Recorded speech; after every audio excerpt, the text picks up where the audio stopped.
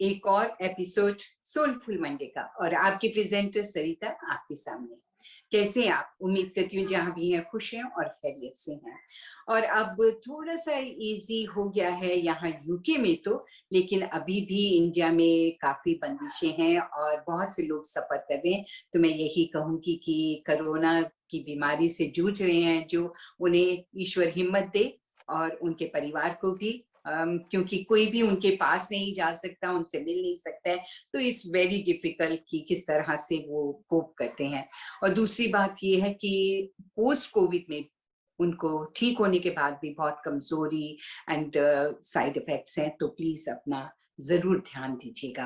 और अभी भी अगर आपने वैक्सीन नहीं कराया तो वैक्सीन जरूर करा लें, और अगर वैक्सीन करा लिया है तो ये मत समझिए कि आपको कुछ नहीं हो सकता। इसलिए अभी भी सोशल डिस्टेंस बनाए रखें, मास्क लगाए रखें। जब भी आप बाहर जाएं तो ऐसा जरूर कीजिएगा। आज एक बार फिर से तानाजी आचार्य जी मेरे साथ हैं, जो कि बीएससी इन मैथमेटिक्स हैं, शास्त्री हैं, आचार्य हैं, वैदिक फिलोसोफर हैं। इन्होंने मास्टर्स किए एंड पीएचडी किए। बहुत इंटेलिजेंट हैं और बहुत इजी तरीके से हमें ज्ञान की बातें बताते हैं। उनमें से हम अगर अंश पर भी अपने जीवन में ले लें तो हमारा जीवन भी सफल हो सकता है, हम एक अच्छे इंसान बन सकते हैं। लास्ट वीक के कार्यक्रम को भी आप सबने बहुत पसंद किया है, जिसके लिए मैं तहे दिल से आप सबकी शुक्रगुजार हूँ। इसी तरह से हौसला अफजाई करते रहिएगा। YouTube पर प्रोग्राम देखें या Facebook पर देखें तो Facebook पेज को फॉलो जरूर कीजिए एंड YouTube को सब्सक्राइब जरूर कर लें अगर आपने अभी तक चैनल को सब्सक्राइब नहीं किया है। You can share it with your friends as well. Let your friends know about this program. अब तानाजी आचार्य जी से मैं बातचीत करने जा रही हूँ आज के प्रोग्राम में। हम अक्सर कहते हैं कि हम तीर्थ यात्रा के लिए जा रहे हैं। क्यों जाते हैं? क्यों जाते हैं हम? क्यों जाना हमारा बहुत जरूरी है? असल में तीर्थ क्या है? तीर्थ यात्रा क्या है? तीर्थ का अर्थ क्या है? हमें क्यों जाना बहुत जरूरी है? क्या हम अपने घर को ही स्वर्ग नहीं बना सकते? क्या अपने घर में ही रह के तीर्थ नहीं कर सकते? तो इन सब बातों के बारे में इस विषय में हमें बहुत सारी जानकारी देंगे आज तानाजी। तानाजी, आपका मैं स्वागत करती हूँ। कैसे हैं आप इस हफ्ते? नमस्ते जी। कैसे हैं आप? मैं धन्यवाद। मैं ठीक हूँ। धन्यवाद। कैसे ठीक हैं आप? बिल्कुल बिल्कुल। जी ताना जी, आपसे जानना चाहेंगे कि व्हाट इज तीर्थ? क्या है तीर्थ? क्या है? दुखों से तरना है क्या तीर्थ? या सच्चा तीर्थ क्या है? क्या करने से हमें तीर्थ मिलता है? बहुत अच्छा विषय है ये, इसको जानना। तीर्थ शब्द का अर्थ होता है कि येन जनाः तरन्ति दुःखात्, जिससे लोग दुखों से तर जाए, वो तीर्थ कहलाता है। तो उसमें बहुत सारी चीजें आ सकती है, बट शब्द का अर्थ तो यही है। जैसे कोई नदी में महापूर है और नदी को पार करना है, तो नौका तीर्थ है, क्योंकि उस नौका से इतने बड़े बाढ़ भरे नदी को पार कर जाते हो। जी। इस संसार को भी लोग एक नदी कहते हैं, और इस नदी को पार करना हो तो क्या तीर्थ है? कौन सी नौका है जिससे कि जिस साधन से हम अपने दुखों से छुटकारा पाए और इस संसार से सुखपूर्वक आराम से निकल जाए। जैसे कहते हैं ना कि मक्खन से बाल निकल गया, पता ही नहीं चला, एकदम जीवन सफल हुआ, और सफल जो होके साथ में सार्थक हुआ जीवन। तो कुछ ऐसी बातें हैं कि जो मनुष्य को दुखों से बचाती है, तो उनको तीर्थ कहते हैं। तो इस विषय में बहुत सुंदर चर्चा और बहुत चर्चा हमारे शास्त्रों में हो चुकी है, बट मैं उसमें एक चाणक्य का सूत्र आपको बताना चाहूंगा। मैं एक जो उन्होंने अपने ढंग से कहा है, संक्षेप में कहा हुआ है। वो कहते हैं कि अंतर्गत मलो दुष्ट तीर्थ स्नान शतैरपि न शुध्यति यथा भांडम सुराया दाहितम च सत्। तो उसका तात्पर्य है, वो कहते हैं कि एक व्यक्ति कितने भी तीर्थ स्नान कर ले, गंगा में स्नान कर ले, कहीं कुछ भी कर ले, पर जिसका अंतकरण शुद्ध नहीं है, तो उसके लिए सब तीर्थ बेकार है। उसके लिए इसका मन ही अंतकरण में मल है, तो उसका कोई भी तीर्थ जो है तीर्थ नहीं उसके लिए। तो पर कुछ फिर भी कुछ लोग समझते हैं कि चाहे अंतःकरण गंदा हो, उसमें ईर्ष्या, द्वेष, झूठ, सब कुछ क्रोध, सभी दुर्गुण पड़े हुए है, मैला अंतःकरण पड़ा हुआ है, और फिर भी क्या समझते हैं कि केवल स्नान करने से या कहीं किसी मंदिर या स्थान में जाने से वो सर्वथा निर्मल हो जाएंगे, पवित्र हो जाएंगे, या उसी को तीर्थ समझ के समझते हैं कि सब कुछ हो गया, अब करना कुछ बाकी नहीं है। परंतु चाणक्य कहते हैं कि नहीं, वो अपने जगह पे ठीक है, परंतु सच्चा तीर्थ वो होता है कि जिससे मनुष्य का अंतःकरण शुद्ध हो, मनुष्य की आत्मा पवित्र हो, तो वही असली तीर्थ है। बाकी तो तीर्थ छोटे मोटे तीर्थ है। तो इसका अर्थ ये नहीं कि जैसे गंगा स्नान नहीं करना है, या किसी तीर्थ यात्रा पे नहीं जाना है, या मंदिरों में नहीं जाना है, ऐसा उसका अर्थ नहीं है। पर अंतःकरण की शुद्धि जिससे हो जाए वही सच्चा तीर्थ है, ये इनका कहने का भाव है। पर जिसका अंतःकरण शुद्ध नहीं है, तो कहते हैं कि उसको तो फिर दुनिया में कोई भी पवित्र नहीं कर सकता। जैसे कहते हैं कि जैसे शराब का बर्तन है, इनका उदाहरण दिया उन्होंने, उसको कितना भी तुम अग्नि में जला भी दोगे तो उसका दुर्गंध जाएगी नहीं, वो पवित्र नहीं होगा। तो जो उसका स्वभाव ही अशुद्ध है और अपवित्र है, तो ऐसे उसको तीर्थ भी पवित्र नहीं कर सकता, ये कहने का उनका तात्पर्य तो है। हम अपने अंतःकरण को या अपने मन को, अपने अंदर के भावनाओं को किस तरह से पवित्र कर सकते हैं, किस तरह से शुद्ध कर सकते हैं, बस इसी पे फोकस करने का है अभी, क्योंकि इनका मुख्य उद्देश्य है कि अंतःकरण की पवित्रता ही जो है बहुत आवश्यक है, बहुत मुख्य होने के कारण जो जो अंतःकरण को शुद्ध करे वो उसी को तीर्थ कहना है। तो एक शुद्धता की बात को लेके मैं एक बात कहना चाहता हूँ। एक श्लोक आता है कि किस चीज को कैसे शुद्ध करे, शरीर को कैसे शुद्ध करे, मन को कैसे शुद्ध करे, आत्मा को कैसे शुद्ध करे, बुद्धि को कैसे शुद्ध करे, किससे शुद्ध होता है, अलग अलग ये चीजें हैं। अभी शरीर को शुद्ध करना है तो नहाना पड़ेगा, तो उन्होंने कहा कि अद्भि गात्राणि शुद्धयन्ति, पानी से शरीर की शुद्धि हो सकती है, मन की शुद्धि नहीं होगी, बुद्धि की नहीं, आत्मा की। पानी से हाथ धुल सकते हैं, पैर धुल सकते हैं, परंतु मन की शुद्धि, आत्मा की शुद्धि उससे नहीं होती। पानी से स्नान करो या पानी पी लो, स्नान करेंगे तो बाहर की शुद्धि, और पी लेंगे तो अंदर शरीर की शुद्धि। तो पानी जो है शुद्धि करने वाला बाहरी एक साधन है, महत्वपूर्ण साधन है, तो वो उससे स्नान करना चाहिए। मोस्टली गंगा में स्नान करने से, क्योंकि पानी बहुत शुद्ध है, तो शरीर की शुद्धि हो जाती है। तो स्नान के लिए भी शुद्ध पानी जो सबसे बेस्ट पानी हो सकता है तो गंगा का पानी है, तो इसलिए गंगा स्नान को भी जो है तीर्थ माना है। तो पानी से शरीर की शुद्धि होती है। पर मन की शुद्धि करना हो तो मनः सत्येन शुद्धयति, मन की शुद्धता के लिए सच्चाई, ऑनेस्टी, रिलायबिलिटी, उससे मन जो है शुद्ध होता है। कहते ना जैसे सांच को आंच नहीं है, और ऑनेस्ट व्यक्ति को दुनिया में कोई डर नहीं होता है, उसका मन साफ है।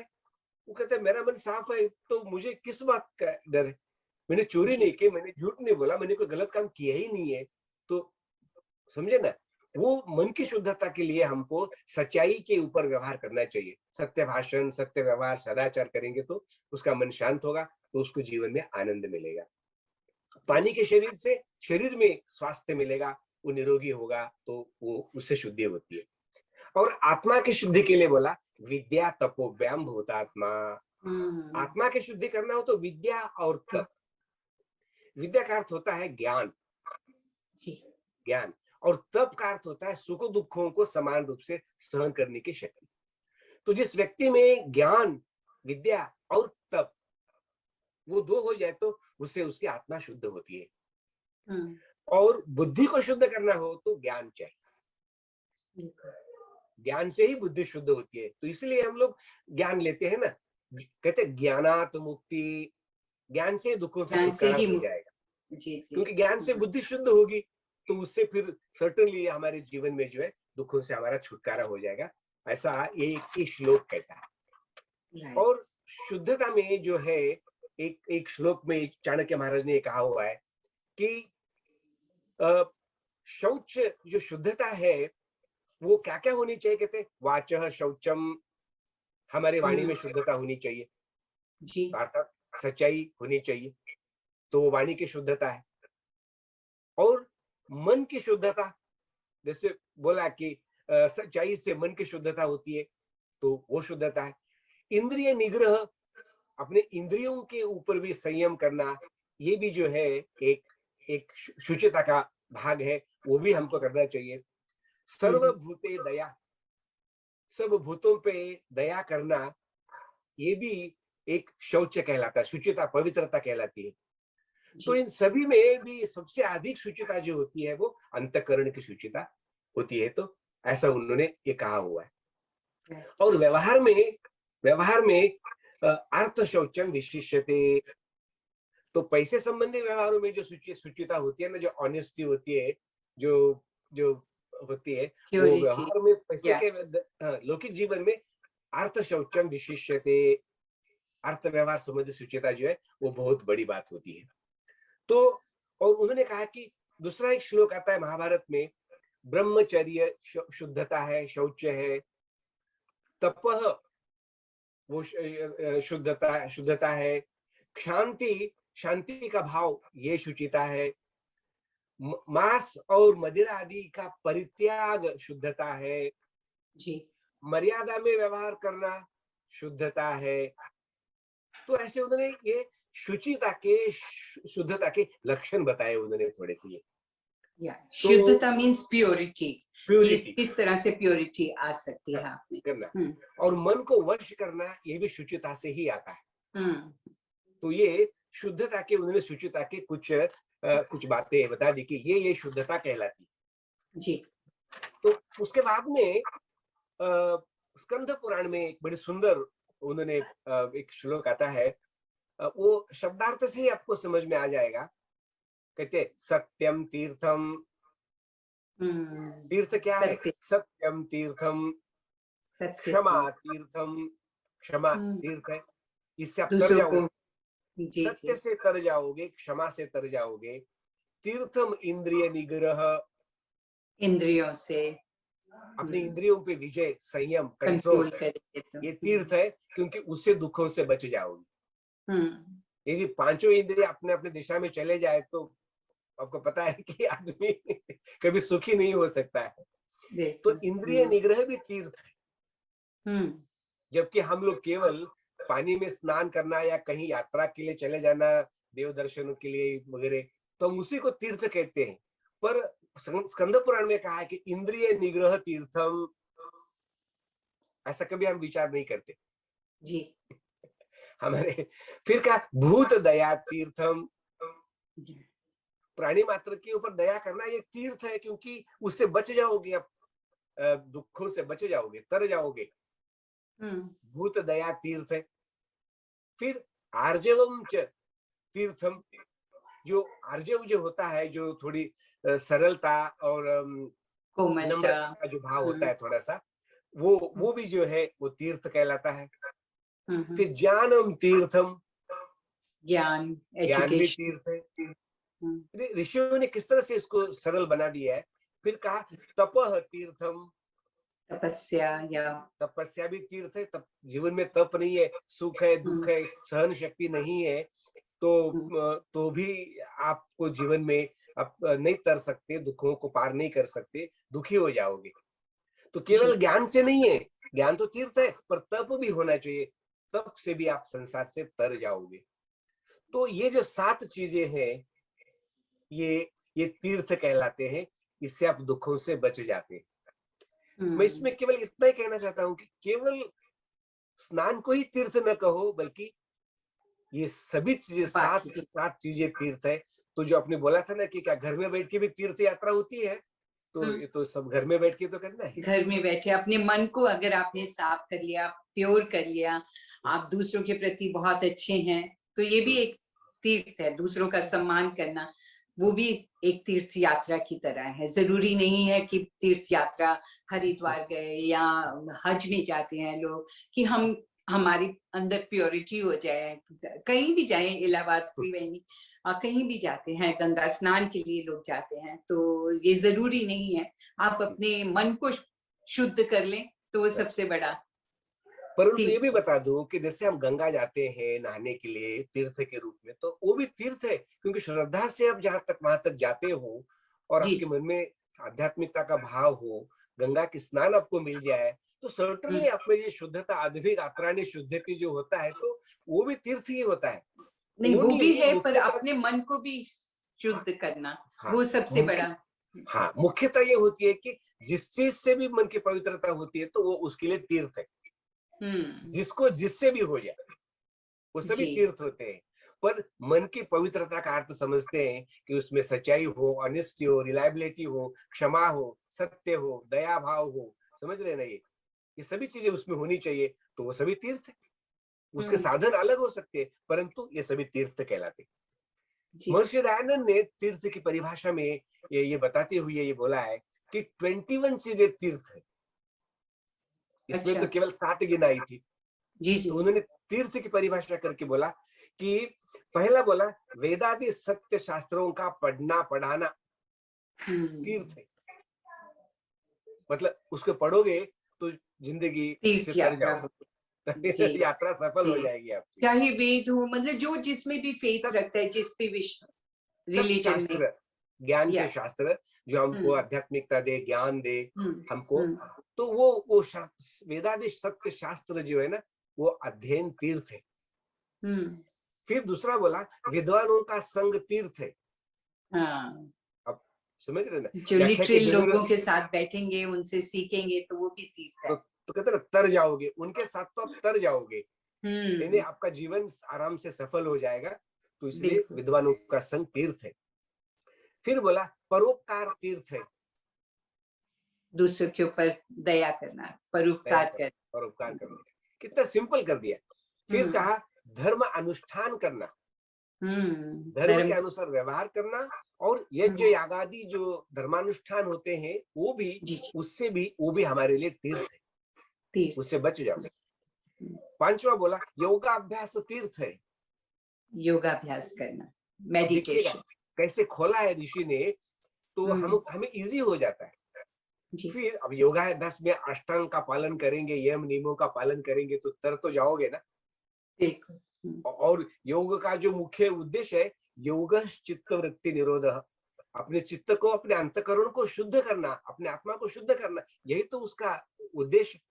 अष्टांग हम्म के पालन से यही तो होता है। तो योगाभ्यास करोगे तो तर जाओगे ना ऑटोमेटिकली। योगाभ्यास तीर्थ है। फिर बोला निर्वैर, यानी आपस में बिना कारण फालतू का ईर्ष्या द्वेष न रखना, सब में मित्रता का भाव, ये तीर्थ है। जी। फिर सातवां बोला निष्कपटता, छल हाँ, कपट को छल छोड़ कपट देना, है। ये तीर्थ है। अब हम्म विचार कीजिएगा। आठवां बोला सत्य भाषण तीर्थ है। सत्य कितना, बोलना। हाँ, सत्य भाषण, सत्य का मानना तीर्थ है। सच्ची बात को मानना। फिर सत्य का आचरण करना तीर्थ है। या अपने बिहेवियर में सत्य लाना। ब्रह्मचर्य का पालन तीर्थ है। हम्म फिर श्रेष्ठ आचरण तीर्थ है। हम्म अतिथि की सेवा तीर्थ है। अपने जो गेस्ट आते हैं उनको भी लुक आफ्टर करना, वो भी एक तीर्थ है। वो भी तीर्थ है। फिर माता पिता की सेवा तीर्थ है। वो भी तीर्थ है, वो सबसे बड़ा तीर्थ है। कभी हम सोचते नहीं है, या कई कई लोग कहते हैं ना कि जो माँ बाप की तो सेवा नहीं किया तो काशी मथुरा जाने का क्या फायदा है, बिल्कुल। कहते हैं ना। तो ये तीर्थ है, घर में बैठ करके ये सभी करने के तीर्थ है, इससे तर जाओगे। जी। कभी कभार तीर्थ यात्रा में जाओ, सत्संग में जाओ, आश्रमों में जाओ, गुरुजनों के पास जाओ, तो सभी करो, पर माता पिता की सेवा भी तीर्थ है, इससे बच जाओगे नरक से। फिर परमेश्वर की स्तुति, प्रार्थना, उपासना करना, ये भी तीर्थ है। जी। परमेश्वर की स्तुति, प्रार्थना, उपासना, ये भी तीर्थ है, उससे बच जाओगे। बहुत अच्छी, बहुत फिर अच्छी। फिर ओम की, ओंकार की उपासना करना, ईश्वर की उपासना, ईश्वर का सानिध्य मान लेना, ईश्वर को अपना माता पिता गुरु मान लेना, ये भी तीर्थ है। वो भी तीर्थ है। जीवन में जब शांति बरतते हैं, किसी के जीवन में शांति है, शांति लाने का प्रयास करते हो, वो शांति भी तीर्थ है। जी। हर काम शांति से करने का प्रयास हो रहा है। फिर जितेंद्रियता, अपने इंद्रियों पे विजय पाना, ये भी तीर्थ है। ये भी जो चाणक्य जी ने भी ऐसा ही कहा। हाँ, ऐसा भी कहा ऋषियों ने। ये सभी मिला जुला के अपनी ओर से सिंपल करने का प्रयत्न किया उन्होंने। फिर सुशीलता, शिष्टता, चरित्रता, अच्छा चरित्र, जी सुचरित्र, ये तीर्थ है जी। बताइएगा। फिर धर्म के लिए पुरुषार्थ करना, धर्मयुक्त पुरुषार्थ करना, नीतिमत्ता के साथ व्यवहार करना, ये तीर्थ है। ऐसे उन्होंने फिर क्या बोला, ज्ञान विज्ञान को पाना तीर्थ है जी। फिर कहा शुभ गुणों को धारण करना, अच्छे गुण, वो भी तीर्थ है। और शुभ कर्म करना, ये भी तीर्थ है। तीर्थ है। ऐसे 21 चीजों को उन्होंने खोल के बता करके हमको ये बोला कि तीर्थ होता क्या है। बहुत अच्छी तरह किया, बहुत। इतना कभी हम विचार नहीं कर पाते। यदि हम इसको तीर्थ मान करके इनको अपने जीवन में लाने का प्रयास करें, तो मुझे ऐसा लगता है कि हम कहीं नहीं भी गए तो भी तब भी वो हमारी तीर्थ यात्रा पूर्ण हो जाती है। तर जाएंगे। और कहीं जाने की जरूरत नहीं है। पर हम किसी के ऐसे किसी के लिए नेगेटिव एस्पेक्ट हमारा नहीं है। जिससे भी जिसका भाव पवित्र हुआ अंतःकरण में, तो वही जो है उनके लिए तीर्थ हो जाता है, पवित्र है। मैं विशेष रूप से ये बात कहना चाहता हूँ सरिता जी कि हाँ जी, सबसे इम्पोर्टेंट दुनिया में, यदि आपको ये मुंडक उपनिषदों में भी आया हुआ है, ईश्वर के दर्शन करने के लिए यदि सबसे मोस्ट इंपोर्टेंट कोई चीज है तो आपके अंतःकरण की शुद्धता, पवित्र। किसी भी तरीके से ईश्वर उसी के अंतःकरण में प्रकट होते हैं जिनके अंतःकरण में शुद्धता और पवित्रता है। बाकी तुम लाखों उपाय कर लो, ज्ञान पालो, दान दक्षिणा कर लो, सब कुछ भी कर लो, केवल पर अंतःकरण शुद्ध नहीं हुआ तो उस अंतःकरण में ईश्वर के दर्शन नहीं होंगे। एक छोटी सी बात बता दूं, संत तुकाराम महाराज ने सारी अभंग गाथा लिखने के बाद बोला, अब मैं इतना बोला तुम सुनते नहीं हो, एक बात तो मेरी कम से कम सुनो, बस एक लास्ट बात। और मैं आपको हाथ जोड़ के साष्टांग दंडवत प्रणाम करके ये बात बताना चाहता हूँ, सकळाच्या पाया माझा दंडवत, आपुलाले चित्त शुद्ध करा। मैं आपको हाथ जोड़ के दंडवत प्रणाम करता हूँ, प्लीज प्लीज अपने अंतःकरण को शुद्ध कीजिएगा, आपके सारे कामनाएं पूर्ण होंगे, ईश्वर के दर्शन होंगे। और इसी को मेरा अंतिम उपदेश समझिएगा और अपने जीवन को व्यर्थ मत गवाइएगा। बहुत अच्छी बात, बहुत अच्छी। और एक कहानी है, बहुत ब्रीफली एक मिनट के अंदर बता दूं।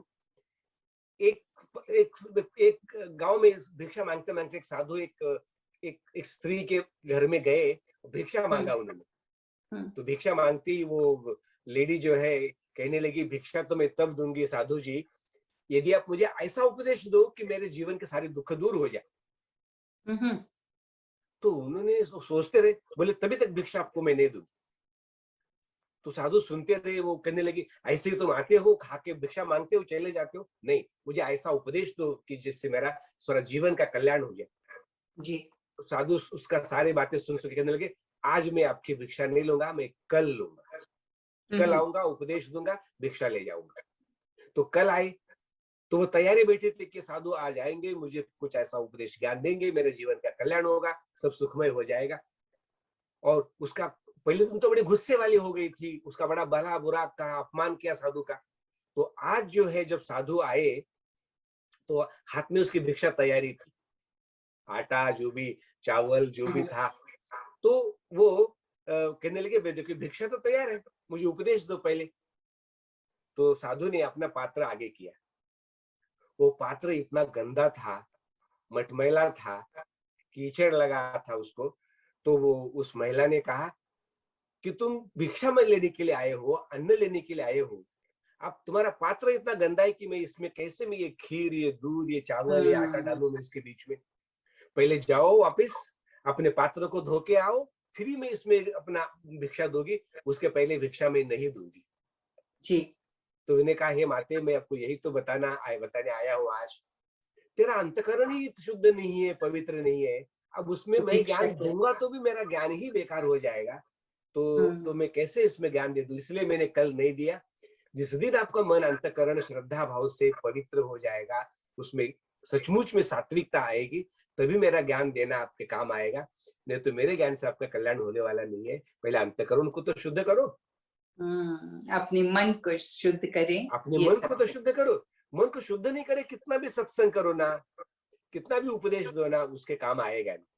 जी जी। इसलिए जैसे मैंने ताना बोला था जी कि जी तो जा मूर्खों रहे को हैं, बात उपदेश करते रहे हैं, दिल तो जा रहे हैं, लेकिन वक्त इजाजत नहीं दे रहा है। माफ करते हैं। अगले प्रोग्राम में बहुत सारी और बातें होंगी किसी नए टॉपिक पर। बहुत बहुत धन्यवाद आपका, बहुत बहुत नमस्ते। धन्यवाद, थैंक यू। और जितने प्रेम से, जितनी सरलता से आपने हम सबको बताया कि तीर्थ क्या है। सबसे पहले अपने अंतर्मन को, अपनी इंद्रियों को आप साफ करें, स्वच्छ करें, शुद्ध करें, तो सब कुछ वही तीर्थ है। बहुत बहुत धन्यवाद, थैंक यू। धन्यवाद। Thank you. और इसी के साथ मैं सरिता भी आपसे इजाजत चाहती हूँ। अगले हफ्ते तक के लिए अपना ख्याल रखिए और अपनों का भी। Bye bye, take care.